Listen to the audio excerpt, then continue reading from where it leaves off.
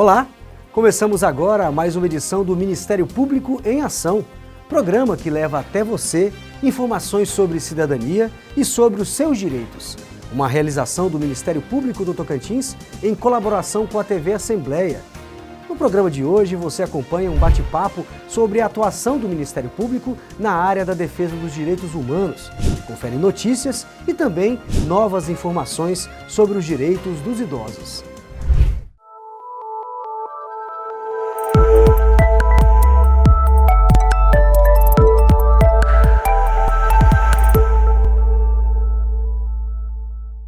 Enquanto fiscal da lei e defensor dos direitos fundamentais do cidadão, o Ministério Público pode ser acionado em qualquer situação de intolerância religiosa.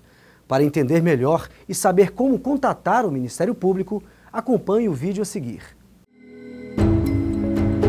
A liberdade de crença é um direito fundamental de todos os brasileiros. Está assegurada na Constituição Federal, que diz ser inviolável a consciência de crença e garantido o livre exercício dos cultos religiosos e a proteção aos locais de culto e suas liturgias. Toda pessoa tem a liberdade de escolher qualquer religião ou de não praticar nenhuma delas, sem que sofra discriminação nos termos da Constituição Federal. Já o Código Penal estabelece que é crime ridicularizar alguém por motivo de crença, perturbar ou impedir culto religioso ou vilipendiar objeto de culto. O Ministério Público do Tocantins zela pelo cumprimento das leis e deve ser acionado nos casos de intolerância religiosa. Para falar com o Ministério Público, acesse www.mpto.mp.br ou ligue 127. No quadro MP Entrevista, a promotora de justiça Isabelle Figueiredo explica como é a atuação do Ministério Público na defesa da cidadania e dos direitos humanos, uma área diversa e bastante complexa. Quem conduz o bate-papo é o promotor de justiça Rogério Rodrigo Ferreira Mota.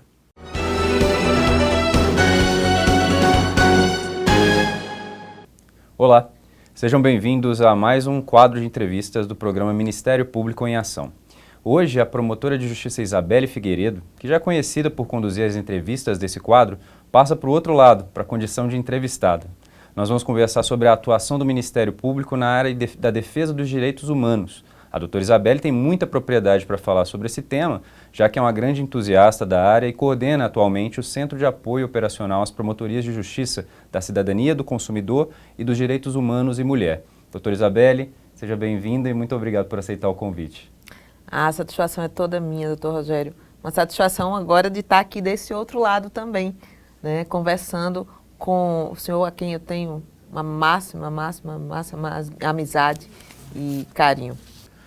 Doutora Isabelle, os direitos humanos em si é um tema de amplitude enorme, né, e muitas vezes gera uma certa dúvida no cidadão em relação à área de atuação do Ministério Público quando a gente está tratando de direitos humanos. Existem promotorias especializadas nessa área dentro do Ministério Público? Aqui no Ministério Público do Tocantins, nós não temos promotorias específicas de direitos humanos. No interior, via de regra, as atribuições do promotor é geral. Ele tem atribuição na área civil, na área criminal, na área de execução penal, e em todas essas áreas perpassam os direitos humanos. E esse promotor está, então, habilitado a atuar em todas essas áreas. Já na capital, por exemplo, nós temos uma promotoria que está relacionada aos direitos humanos, que é a 26ª Promotoria. Nessa promotoria, além de outras atribuições, o promotor está mais direcionado à atuação daquilo que a gente conceitua de direitos humanos estrito sensu, ou seja, com uma atenção mais dedicada a esse olhar, a aspectos relacionados a uma população que venha a sofrer uma agressão em seus direitos fundamentais. Doutora, é certo que um dos segmentos da população que mais sofre ataques relativos aos direitos humanos é a população LGBTQIA+. Recentemente, nós tivemos uma decisão do Supremo que tratou dos aspectos criminais da conduta de preconceito e discriminação a esse segmento da sociedade. Como que se deu essa criminalização e o que ela contribui ou não para a garantia dos direitos humanos dessa parcela da população? O Supremo Tribunal Federal, ele entendeu que a LGBTfobia, ela deveria ser criminalizada e passou a tratá-la como crime, assim como o racismo. Essa tratativa do Supremo Tribunal Federal faz com que autorize a atuação do Ministério Público quando está diante de um crime dessa natureza. E sendo assim, os promotores atuam na parte criminal, mas também existem outros aspectos relacionados a essa população que é atingida muitas vezes no seu aspecto moral, de forma coletiva. As falas ofensivas a essa população podem dar ensejo a uma condenação em uma ação civil pública, por exemplo, para fins de indenização de caráter coletivo. Então, o Ministério Público também atua nessa vertente. A senhora falou de práticas ofensivas, né? E a gente sabe que atualmente, com a globalização, com o incremento de tecnologias, com a população tendo amplo acesso à internet, a internet se tornou um local onde muitas ofensas são praticadas, onde muito preconceito é manifestado, né? A internet é uma terra sem lei, como muitas pessoas dizem, doutora?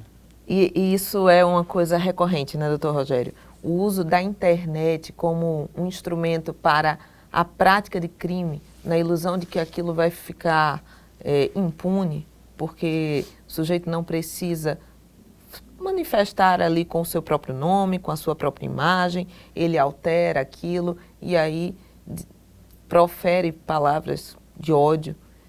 E a internet não é um território sem lei.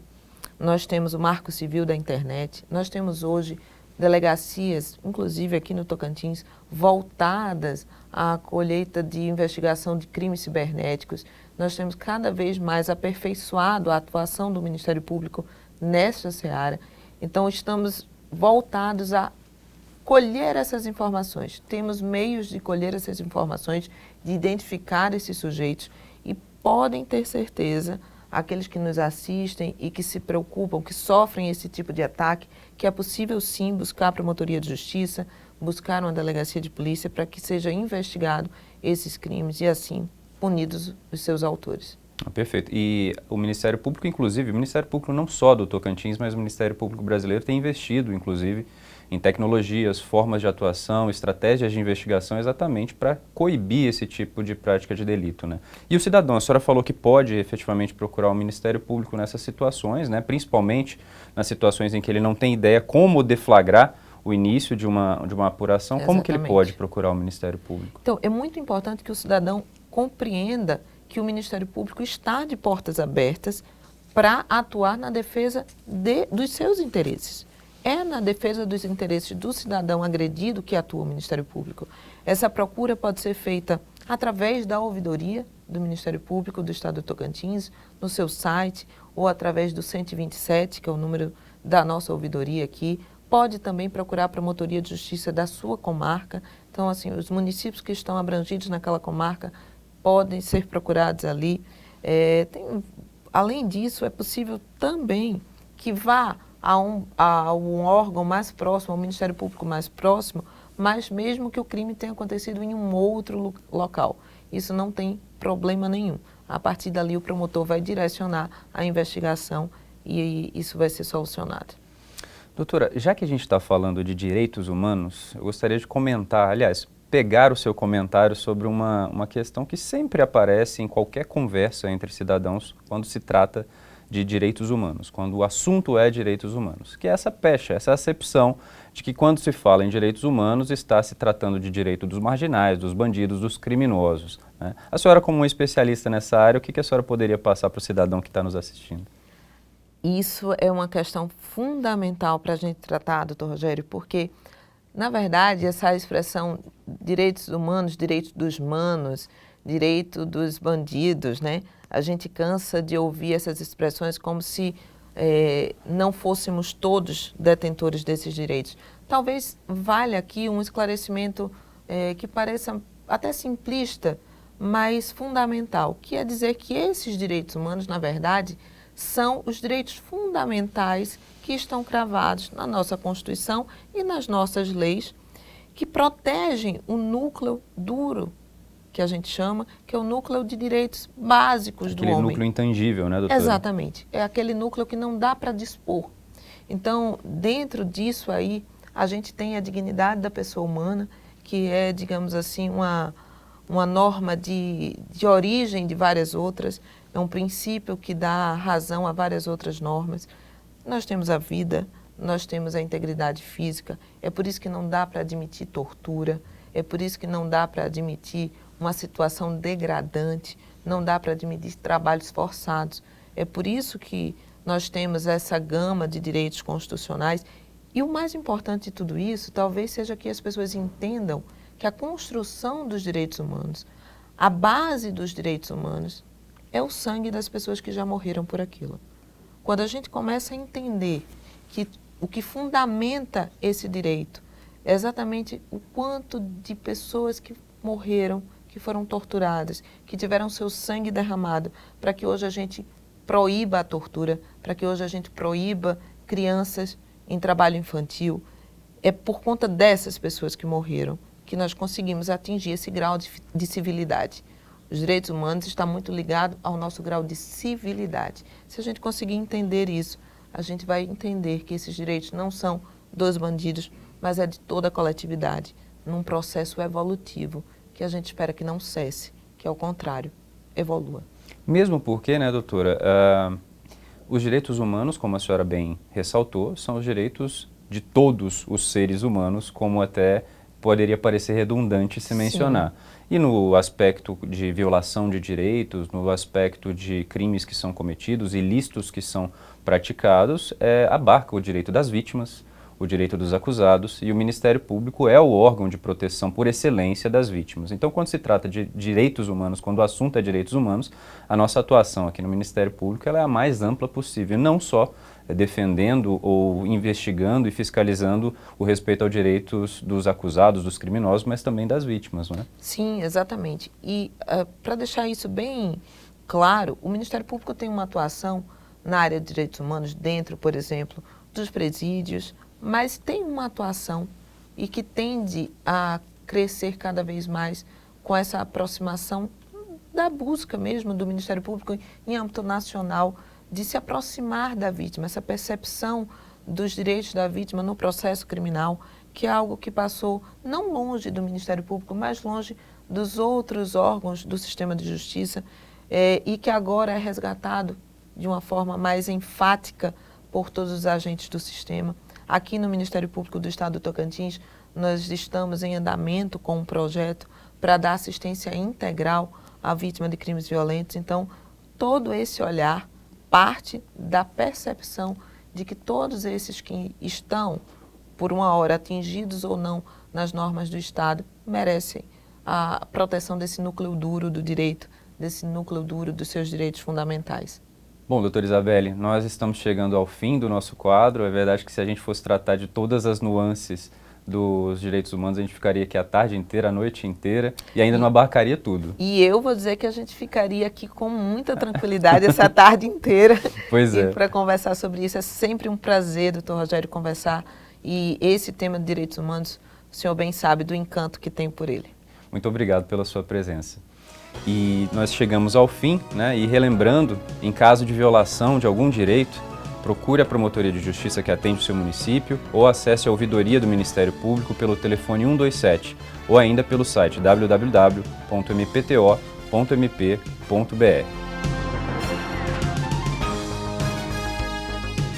Vamos continuar a falar sobre a proteção da população mais vulnerável. Agora, nosso tema é o Estatuto do Idoso. Com a palavra, o promotor de justiça Rodrigo Grise Nunes, que atua na área de proteção civil e criminal dos idosos.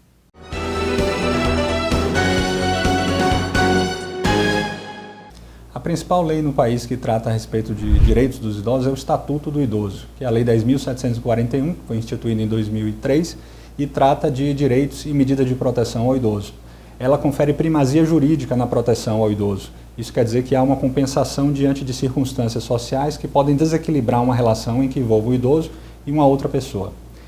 O Estatuto do Idoso começa já no início com a previsão de uma série de direitos em favor da pessoa idosa, como direito à saúde, direito à vida, direito à alimentação, à profissionalização, à cidadania, educação, esporte, lazer, cultura e a convivência familiar e comunitária. A garantia de prioridade estabelecida pelo Estatuto do Idoso contempla uma série de situações, entre elas o atendimento preferencial em órgãos públicos e estabelecimentos privados, a preferência na formulação de políticas públicas e a destinação privilegiada de recursos públicos. A título de exemplo, entre os direitos assegurados pelo Estatuto do Idoso, está a garantia de participação em espetáculos de lazer e recreação, com 50% de desconto na aquisição de ingressos.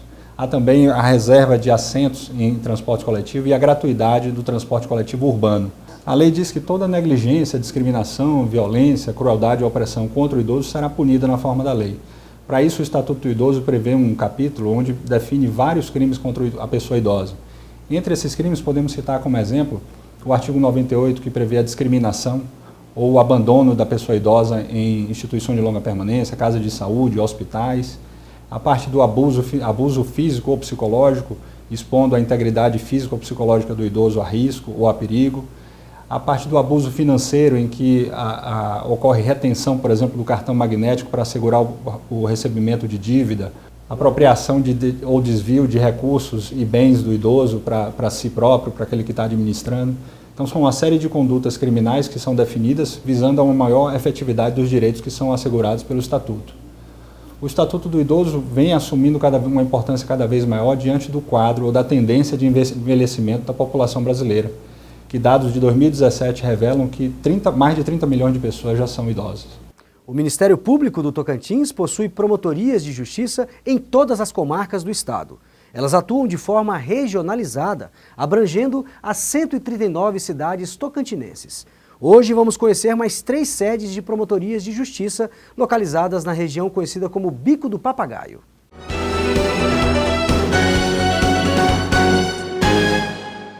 A cidade de Araguatins é sede de comarca e possui promotoria de justiça, onde são atendidos também os moradores de Buriti e São Bento.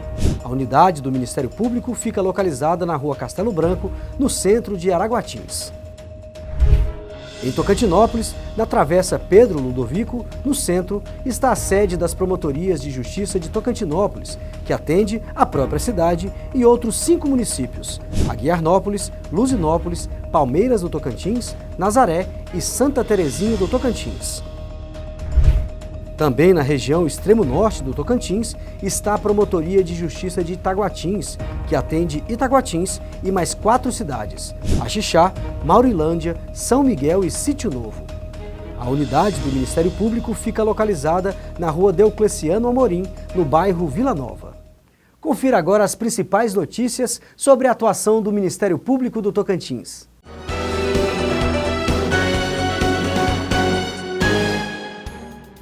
O Ministério Público está reunindo universidades privadas e discutindo a formação de uma rede de atendimento e apoio às vítimas de crimes violentos. A intenção é envolver professores e estudantes universitários e oferecer suporte jurídico e psicossocial às vítimas de crimes violentos.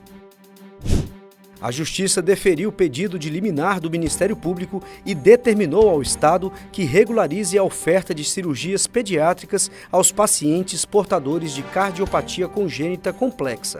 A medida beneficia principalmente os recém-nascidos, que hoje são operados fora do Estado. Procuradores e promotores de justiça, procuradores da República e servidores do Ministério Público participaram no último dia 13 de outubro de um ato contrário à proposta de emenda à Constituição que está em tramitação na Câmara dos Deputados e que amplia os poderes do Congresso em relação ao Conselho Nacional do Ministério Público e diminui a autonomia dos membros do MP. Segundo o Procurador-Geral de Justiça do Tocantins, Luciano Casarotti, a denominada PEC 5 representa um retrocesso e não afeta apenas o Ministério Público, mas também toda a sociedade brasileira. E essa PEC ela não afeta apenas o Ministério Público, mas ela afeta sim todo o sistema de justiça e afeta sim também a nossa sociedade. Porque se nós não tivermos um Ministério Público forte, atuante, a nossa sociedade vai ficar fragilizada. Assim como no Tocantins, atos também foram realizados em outros estados.